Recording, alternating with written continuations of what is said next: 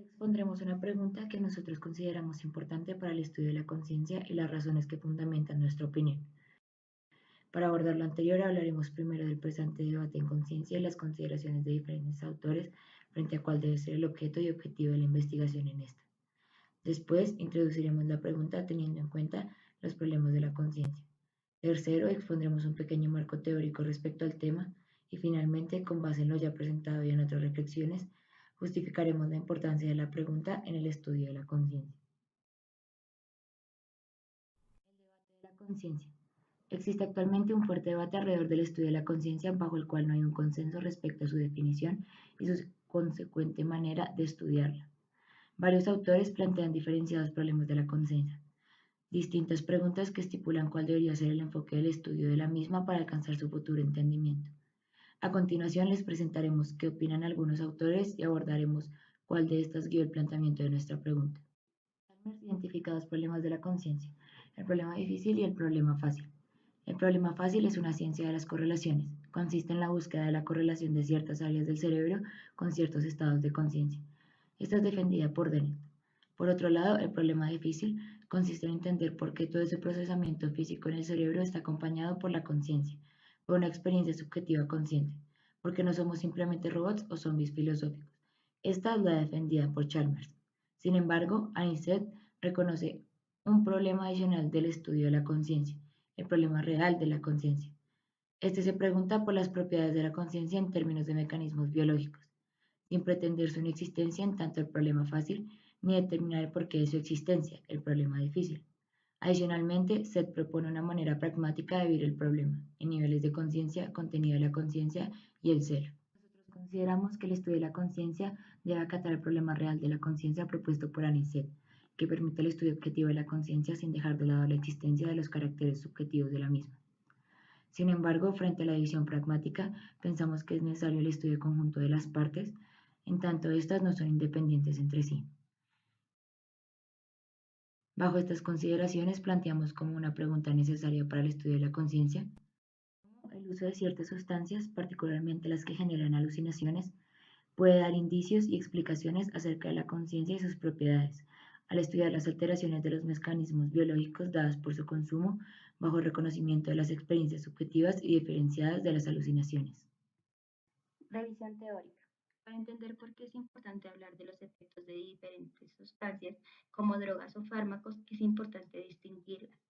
El término droga de abuso define mejor lo que coloquialmente entendemos como droga, que es una sustancia de uso no médico con efectos psicoactivos capaz de producir cambios en la percepción, el estado de ánimo, la conciencia y el comportamiento, y que son susceptibles de ser autoadministradas. Por esto, la diferencia entre una droga y un fármaco no viene dada por criterios farmacológicos, químicos o médicos, sino por dos pequeños matices de tipo instrumental y social. El que sea el propio individuo quien se administra la sustancia sin prescripción médica y que el objetivo sea distinto al de la curación de una patología. Así, las diferentes sustancias las podemos clasificar de la siguiente manera, teniendo en cuenta la diferenciación que hace la Organización Mundial de la Salud.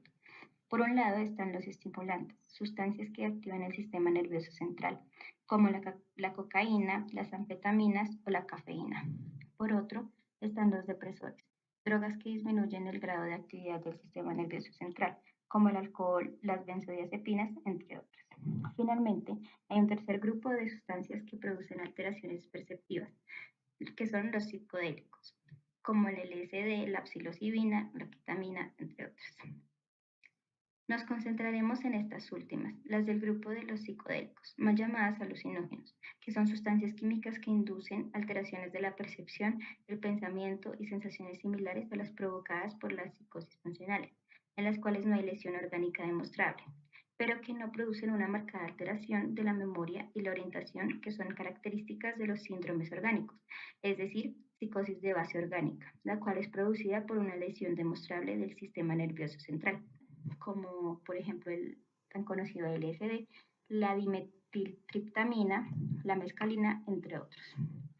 Bajo los efectos de estas sustancias se presenta una fase psicodélica, en la cual puede haber un estado de euforia o cambios variados del estado de ánimo, ilusiones visuales y alteración de la percepción, definición de los límites entre lo propio y lo ajeno y a menudo una sensación de unidad con el cosmos. En otras ocasiones puede ocurrir alucinosis, un trastorno que consiste en alucinaciones persistentes o recurrentes, normalmente visuales o auditivas, que se producen con la mente lúcida y que no siempre se identifican como irreales. A veces hay una elaboración delirante de las alucinaciones, pero el cuadro clínico no está dominado por los delirios. Un ejemplo más común es la intoxicación por cannabis, la cual produce una sensación de euforia, ligereza de las extremidades y a menudo retraimiento social. Altera la capacidad de conducción y la ejecución de otras actividades complejas y que exigen destreza. Afecta las siguientes esferas: capacidad de atención, capacidad de aprendizaje, percepción de la profundidad, sentido del tiempo, en la cual es habitual que el sujeto tenga la sensación de que el tiempo se detiene o se ralentiza. Otros signos de intoxicación que pueden manifestarse son desconfianza o ideas paranoides en algunos casos y euforia o apatía en otros, o alteración del juicio. Justificación.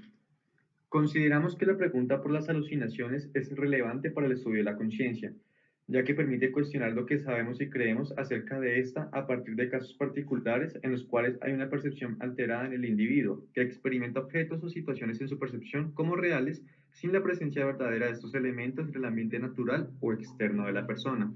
Normalmente se ha pensado que las alucinaciones se presentan exclusivamente en personas con determinadas psicopatologías delirantes y psicóticas y se han explicado como producto natural de los respectivos trastornos subyacentes.